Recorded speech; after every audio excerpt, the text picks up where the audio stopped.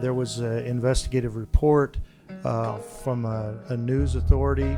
We felt like we needed to ask law enforcement to come in and give their perspective. Earlier this year, officers afraid of retaliation exposed a new policy within the Utah Division of Wildlife Resources. It's no longer about catching bad people doing bad things, but doing things in an effort to justify the numbers to meet their quota. Thanks for what you do, but yeah, I've heard some complaints. We've heard complaints too. I'm Fox 13 investigative reporter Adam Herpetz, and whether you want to call it a quota or a performance goal, here's how the chief defended the policy on Capitol Hill. You know, there's been some allegations that this is a quota system. We want you to address that. For the past year, game wardens have been under the microscope, playing a numbers game to get raises and promotions.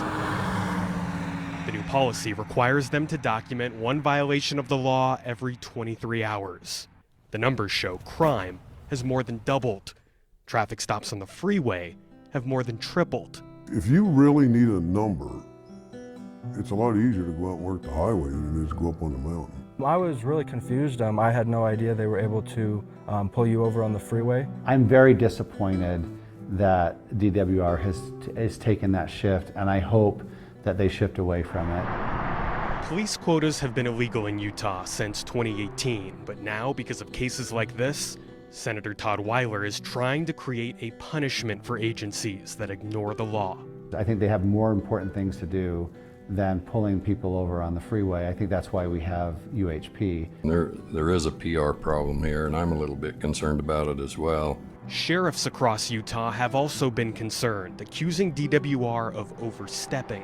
But the chief says game wardens are still mostly prioritizing wildlife-related crime, about 70% of the time.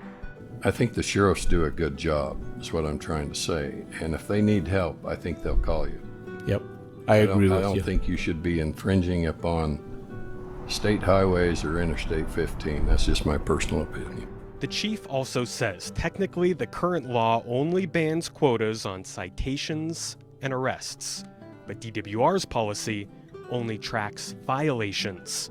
Watch and listen how he stops short of saying his officers are following the intent of the law, but they are following the letter of the law.